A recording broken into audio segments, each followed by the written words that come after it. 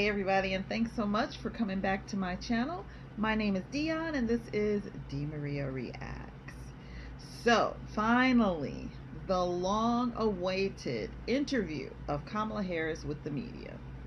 Of course, she handpicked which media vehicle, CNN, and she even went so far as to handpick her interviewer, Dana Bash. Let's see how this turned out. Madam Vice President, Governor Walz, thank you so much for sitting down with me and bringing the bus. The bus tour is well underway here in Georgia. You have less time to make your case to voters than any candidate in modern American history. The voters are really eager to hear what your plans are. If you are elected, what would you do on day one in the White House? Well, there are a number of things. I will tell you, first and foremost, one of my highest priorities is to do what we can to support and strengthen the middle class. When I look at the aspirations, the goals, the ambitions of the American people, I think that people... Flag on the play already. First of all, Kamala, why can't you keep your hands out of your face when you're being interviewed? She's always scratching and it's just always something. Secondly, one of the first things out of her mouth is helping out the middle class. She could care less for the middle class, being Marxist as she is. She is deliberately, and her administration that she's involved with right now, current day, they are deliberately wiping out the middle class. The middle class hardly exists anymore. The poor are still the poor. They're just poorer. The middle class is now the working middle class, and to me that means they're just a couple of paychecks shy of outright eviction and homelessness. That's not middle class. highest priorities is to do what we can to support and strengthen the middle class. When I look at the aspirations, Support and strengthen the middle class. Did y'all see that? She doesn't believe a word she's saying. That is not her true feeling, because as a Marxist, she cares nothing about the middle class. Her efforts as president of the United States would be to continue to destroy the middle class. Signs are all around us. The fact that our borders are so wide open and there are so many illegal aliens being allowed into this country, and American citizens, it's like a redistribution of wealth. She's taking the money of American citizens, for instance, Social Security, to pay these people. The ones that interview her won't hit her with the hard questions. Okay, no one ever asks her where the money is going to come from to pay for all these grand ideas that she has. Money from taxpayers are going towards propping up illegal aliens in this country. They can take these monies, and you hear about it all the time, how much money they actually get access to. But her exact purpose is to continue, if she becomes president, to continue to destroy the middle class, to cause animosity between American citizens who are struggling and illegal aliens who are coming into this country being financially propped up. Do you see how she's like creating an environment of tension? That is for a reason. In order for a government to be completely overhauled and switched over to a Marxist, communist nation, which I believe is her true goal and true desire for the United States of America, there has to be some tension. There has to be upheaval. There's financial / economic upheaval. There has to be animosity between people groups. There's this clashing of all these different people groups and this us against them mentality. And it just amazes me and angers me that she would sit there and pretend like she is all about unifying this country. That's exactly what she's not. Anytime you're dealing with a person who wants to defund the police, take your guns so you can't protect yourself, bring in millions, tens of upon millions of illegal aliens who are being financially propped up by the government, you think that she is not trying to create all kinds of angst and tension in this nation? There is a reason for that. When I look at the aspirations, the goals, the ambitions of the American people, I think that people are ready for a new way forward. What the heck does she mean by a new way forward? A new way forward. See, she'll throw out those little phrases, and they tip you off as to who she really is. In a way that generations of Americans have been fueled by hope and by optimism. I think, sadly, in the last decade, we have had in the former president someone who has really been pushing an agenda and in an environment that is about diminishing the character and the strength of who we are as Americans, really dividing our nation, and I think people are ready to turn the page on that. So what would you do?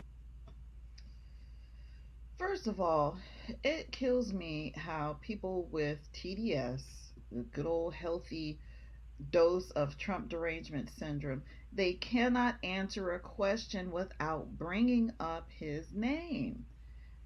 They are obsessed. She asked you nothing about Donald Trump. What was the question? The question she asked is, what are you going to do when on your first day in office? What are you going to do?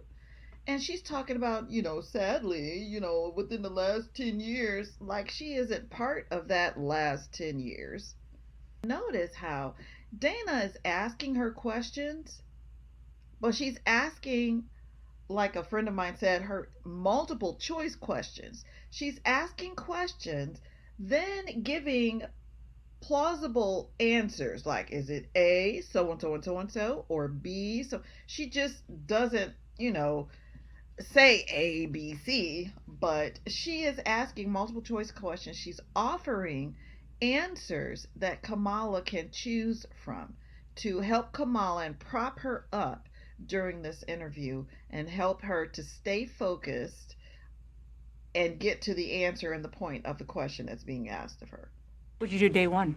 Day one, it's going to be about, one, implementing my plan for what I call an opportunity economy. I've already laid out a number of proposals in that regard.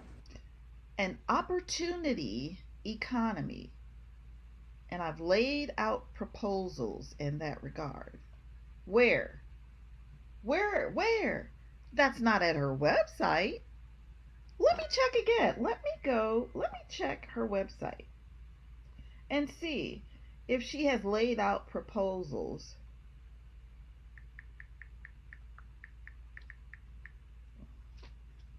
I'm trying to figure out where she's laid all this proposals out for her opportunity economy. Where? She tells one lie after another in this interview. Either she flip-flops or she lies, which flip-flop is lying. People are ready to turn the page on that. So what would you do day one? Day one, it's going to be about, one, implementing my plan for what I call an opportunity economy. I've already laid out a number of proposals in that regard, which include what we're going to do to bring down the cost of everyday goods, what we're going to do to invest in America's small businesses, what we're going to do to invest in families, for example, extending the child tax credit to $6,000 for families for the first year of their child's life to help them buy a car seat, to help them buy baby clothes, a crib. There's the work that we're going to do that is about investing in the American family around affordable housing, a big issue in our country right now. So there are a number of things on day one. What about you? Well, I'm excited about this agenda too. As I said, the idea of inspiring America. Okay, I have to stop there. She spoke about helping small businesses, getting prices down. We have heard what she intends to do as far as getting prices down. We have heard that before. And she talked about how the fact that grocery stores, well, she'll speak and say how they've got the inflation rate down to 3%. Well, the prices from the astronomical inflation kicked off by the Biden administration has already shot prices way up. So you telling us that, oh, inflation now is down to 3% means nothing because the prices are still geeked way up. That doesn't mean the prices have dropped back down. No, the prices are what they are. So now we have to listen to someone referred to Tim Walz as her emotional support animal. They'll either call him that or they'll say she brought her daddy with her to the interview. And if you look at the setup, watch this, y'all. The way they are placed around this table spoke to me how she is not leadership material. Kamala is like the lowest seated person at the table. Why is Kamala Harris's seat the lowest seat in the room? Why is she not sitting directly across from Dana Bash? It seems, it appears as though Kamala is there to support Tim Walz. That Tim Walz is number one on the ticket and that she's number two. You should never, if you want to exude a leadership type persona for the most important job in the world, okay? The President of the United States is the most important job in the world as far as the way the world is run. Y'all know what I mean. Oh, why are you the shortest? Is she on a smaller chair? When I notice it again, I'm gonna try to point that out to you all. My plan for what I call an opportunity economy. I've already laid out a number of proposals in that regard, which include what we're going to do to bring down the cost of everyday goods, what we're going to do to invest in America's small businesses, what we're going to do to invest in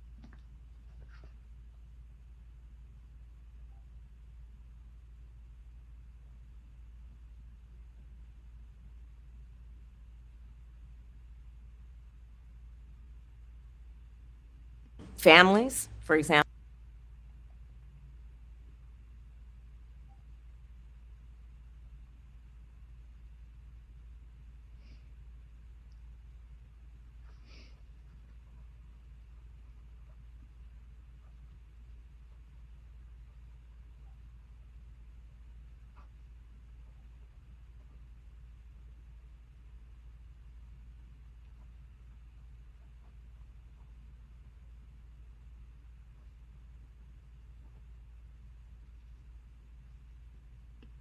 Example, extending the child tax credit to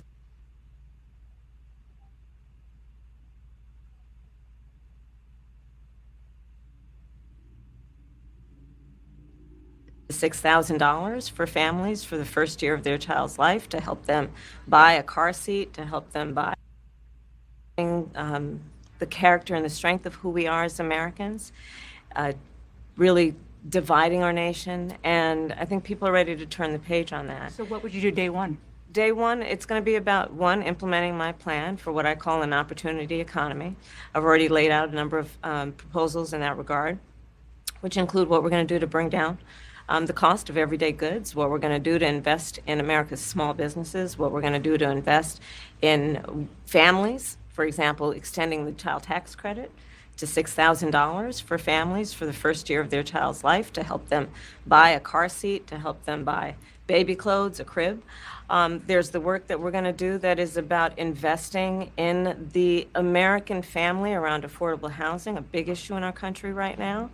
So there are a number of things on day one. What about you?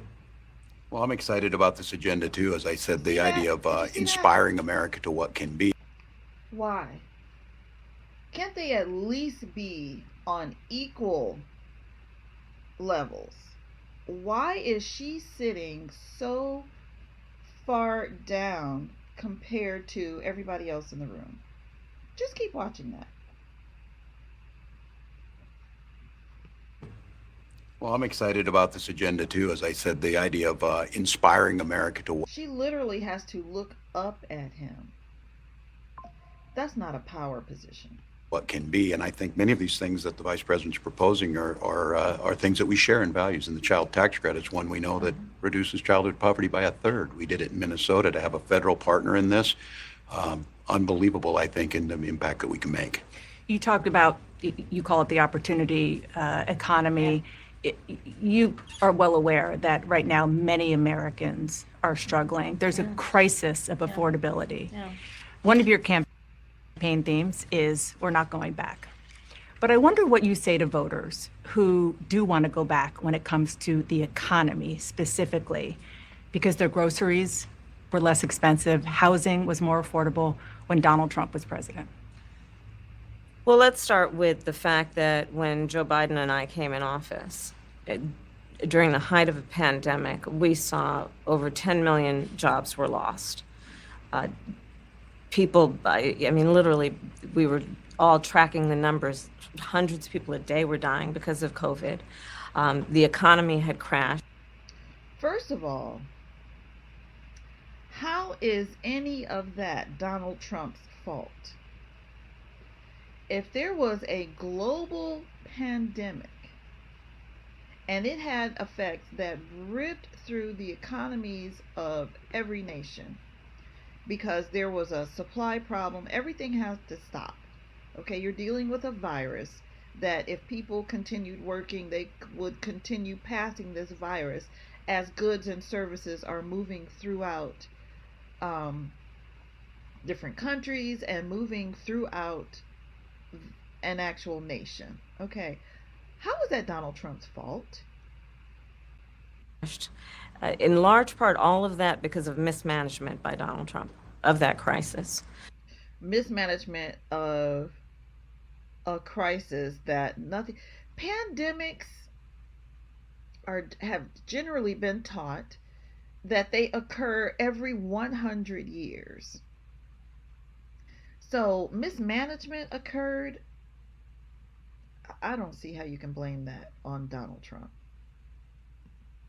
When we came in, our highest priority was to do what we could to rescue America. And today, we know that we have inflation at under 3%. A lot of our policies have led to the reality that America recovered faster. The damage is already done. While they brag about getting inflation down to 3%, the damage is already done. By June of 2020, their first 6 months in, the inflation rate had gone above 9%. When President Trump left office, inflation rate was 1.4%. And that's with, the pandemic beginning. That's what the inflation rate was. It was them and their mismanagement of money that caused things to spiral as far as the economy is concerned. Yet and still, somehow, they managed to make it Donald Trump's fault. Not taking responsibility for their own actions. You are well aware that right now many Americans are struggling. There's a crisis of affordability. One of your campaign themes is we're not going back.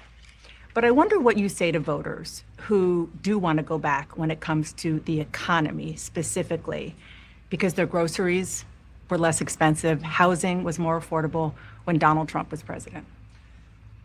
Well, let's start with the fact that when Joe Biden and I came in office, during the height of a pandemic, we saw over 10 million jobs were lost. People, I mean, literally, we were all tracking the numbers. Hundreds of people a day were dying because of COVID. The economy had crashed. In large part, all of that because of mismanagement by Donald Trump of that crisis.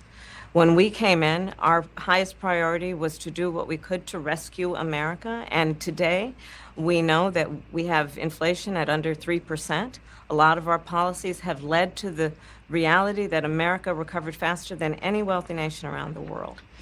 But you are right. Prices, in particular for groceries, are still too high. The American people know it, I know it, which is why my agenda includes what we need to do to bring down the price of groceries. For example, issue like price gouging, what we need to do to extend the child. That's a lie. There is no price gouging going on by grocery stores. See, when you can make people believe that there's price gouging going on, then her coming back behind that saying that we're going to put a cap on grocery store prices. First of all, that means you have to be in control of the grocery stores. He who controls the food controls the people. I bet that's someone's quotation. I'm going to look that up. The fact that she, if she were to be made president, would want to gain control over the food supply in America, that is communism all day long. I wish people would pay attention. I wish they would. If you would just study. The old folks in my family used to say, go get your lesson. Get your lesson. In other words, they were telling us, go study, do your homework, learn something. I would say to Democratic voters now, get your lesson, please, because if you don't recall your civics classes, history classes, or whatever, when we were taught about communism, and I don't know if they even teach that in schools anymore, but they sure taught it when I was younger. If you're not aware, and I've had to go back and rekindle some understandings about it, if you're not aware of the terminology, because all they're doing is repeating the same thing. What she's talking about doing is the same thing that has been done in Venezuela. Look at Venezuela right now. Look at how they're living in Venezuela. It is scary to see. I mean, there's bread lines. I mean, the people in Venezuela are assigned a day where they can go to the store and grocery shop. And it is emphasized to them, buy only what you need. But the people are in such a state of abject poverty that whenever they're in a position to buy essential items, I'm not talking about blue jeans and tennis shoes, essentials, food, shampoo, those things, right now in Venezuela, the things that they have most difficulty getting a hold of is rice, sugar, milk, and shampoo. When you get in a position where you can buy those things, of course, your heart's desire is, let me get as much as I can, because here's my day when I can go shop, but of course they're not allowed that. When they grocery shop, there are armed guards in the grocery store.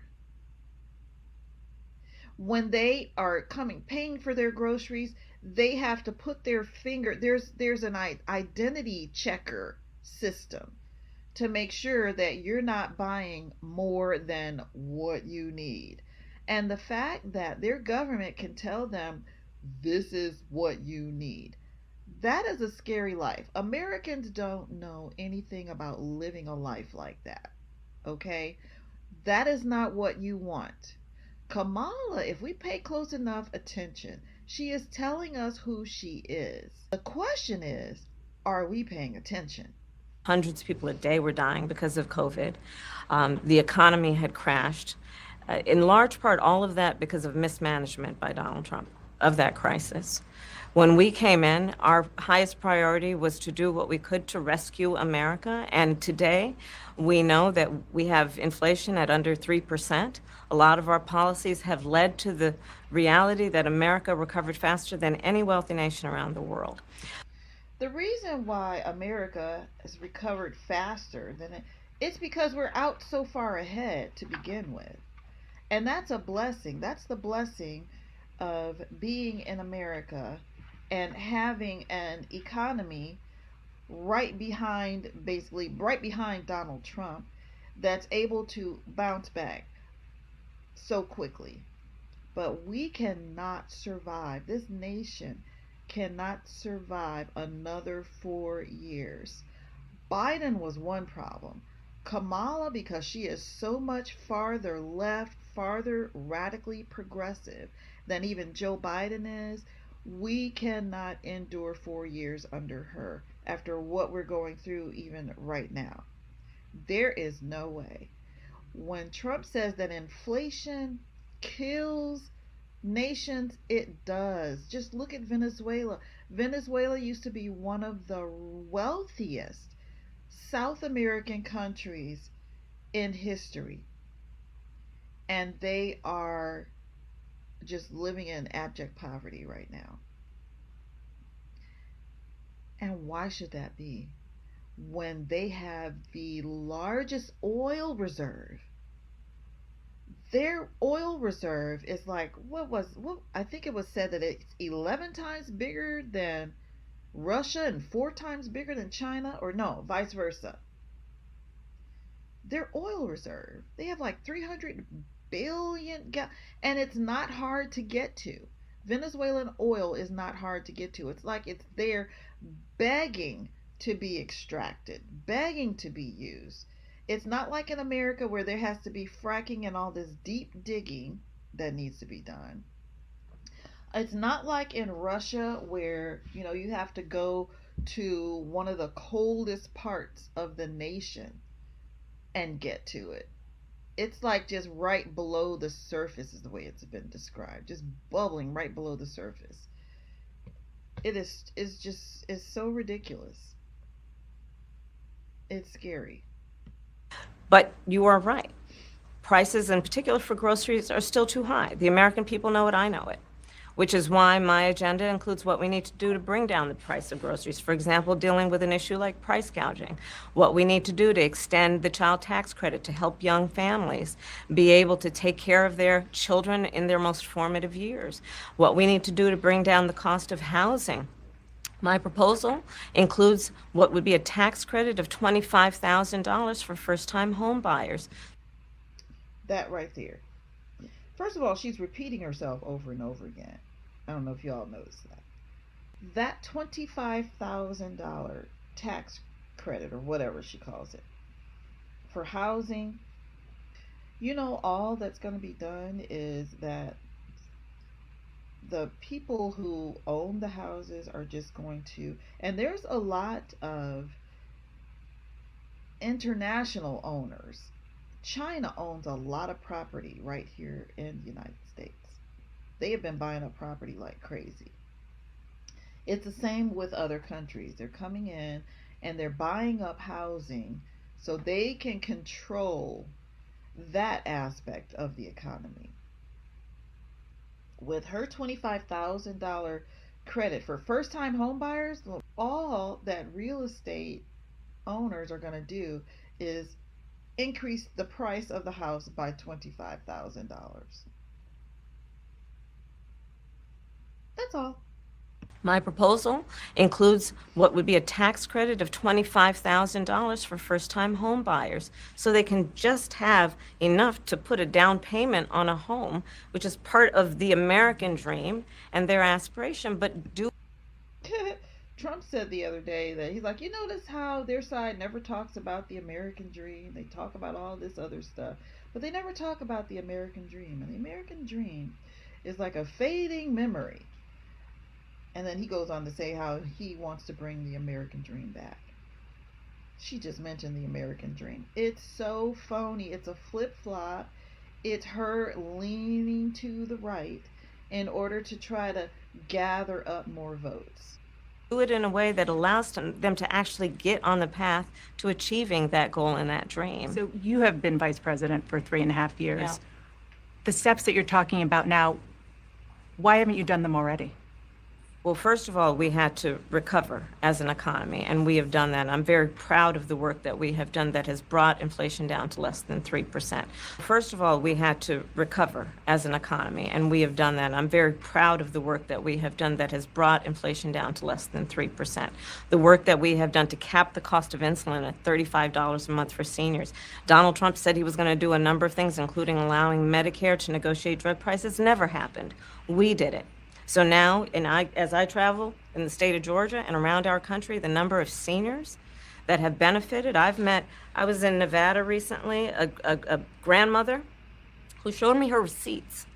And before we capped the cost of insulin for seniors at $35 a month, she was paying hundreds of dollars, up to thousands of dollars a month for her insulin. She's not doing that So any you longer. maintain Bidenomics is a success. I maintain that when we do the work of bringing down prescription medication for the American people, including capping the cost of the annual cost of prescription medication for seniors at $2,000, when we do what we did in the first year of being in office to extend the child tax credit so that we cut child poverty in America by over 50%, when we do what we have done to invest in the American people and bringing manufacturing back to the United States so that we created over 800,000 new manufacturing jobs, bringing business back to America, what we have done to improve the supply chain so we're not relying on foreign governments to supply American families with their basic needs, I'll say that that's good work. There's more to do, but that's good work. So she calls Bidenomics good work. First of all, it just came out a few days ago. The U.S. Bureau of Labor and Statistics had to downgrade what the Biden administration claimed as job growth. U.S. Bureau of Labor and Statistics had to downgrade that number. 818,000 of the new jobs that they talk about, totally a lie. It totally did not happen. As far as capping the cost of insulin to $35 a month, Trump kicked that off. He spoke about it at a recent rally. It was him who started it. Now, when they came in, they did something and it was allowed to expand and apply to more people. Okay, that's good. But Donald Trump, while he was president, initiated that $35 a month cap on insulin. I want to get some clarity on where you stand on some key policy issues. Energy is a big one. When you were in Congress, you supported the Green New Deal. And in 2019, you said, quote, "There is no question I'm in favor of banning fracking." Fracking, as you know, is a pretty big issue, particularly in your must-win state of Pennsylvania. Sure. Do you still want to ban fracking? No, and I made that clear on the debate stage in 2020, that I would not ban fracking. As vice president, I did not ban fracking. As president, I will not ban fracking. Town hall, you said, you were asked, would you commit to implementing a federal ban on fracking on your first day in office? And you said, there's no question I'm in favor of banning fracking. So yes. So it changed in that campaign? In 2020, I made very clear where I stand. We are in 2024, and I've not changed that position, nor will I going forward. I kept my word, and I will keep my word. What? If that's the case, and Dana does not give her enough pushback, if you are for fracking, why is it not being done? Joe Biden has checked out, okay? Joe Biden really is just sitting in the White House to be a rubber stamper. They're bringing things, here, Joe, sign this. That's all he's capable of doing. That and being on vacation. The man is up in age. He's suffering from dementia and Alzheimer's. He is not running this country. She's the second person in command. If she was in support of fracking, of us drilling in the United States for our own oil, why isn't it being done now? Watch how Dana does not push back and doesn't bother to ask her that question. And on fracking on your first day in office, and you said there's no question I'm in favor of banning fracking. So yes. So it changed in that campaign? In 2020, I made very clear where I stand. We are in 2024, and I've not changed that position, nor will I going forward. I kept my word, and I will keep my word. What made you change that position at the time? Well, let's be clear. My values have not changed. I believe it is very important that we take seriously what we must do to... Her values have not changed. I agree with that. Now, in her flip-flop efforts, she's pretending like she's more right and more moderate, but her true values and what she is at the core, that whole radical left, radical progressive mindset, those are her true values. What she's telling right now, they are lies. Let's be clear. My values have not changed. I believe it is very important that we take seriously what we must do to guard against what is a clear crisis in terms of the climate. And to do that, we can do what we have accomplished thus far. The Inflation Reduction Act, what we have done to invest, by my calculation, over probably $1 trillion over the next 10 years, investing in a clean energy economy. What we've already done, creating over 300,000 new clean energy jobs. That tells me, from my experience as vice president, we can do it without banning fracking. And we've already done, creating over 300,000 new clean energy jobs. That tells me, from my experience as vice president, we can do it without banning fracking. In fact, Dana,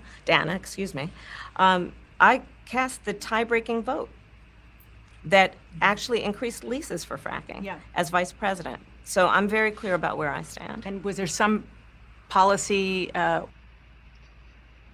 She just told multiple bold-faced lies. Okay, so this 300,000 new clean energy jobs, I wonder what that really involves. When I think of clean energy, I think of like what's described to be, windmill energy as an alternative to electric energy. So those 300,000 new jobs, what kind of jobs are those? Are those people that just come in and put up windmills and what? I don't get it. I can't imagine those being some significant jobs. Those are government jobs. They probably are low paying, not requiring any special certification or education, I would venture to think. And I'm going to look into that further. But, and she brags about the Inflation Reduction Act and how she was a tiebreaker as if it were a good thing. What I have seen is that we can grow and we can increase a thriving clean energy economy without banning fracking. That was part one of the interviews, and there's 2 more parts, and I'm going to cover those as well. I'm going to try on those not to interrupt so much. I'll just take notes along the way. How about that? So anyway, thank you so much for listening to me rant about Kamala and what her supposed plans are for the United States of America if she were to become president. Thanks so much for watching, and I will see you next time.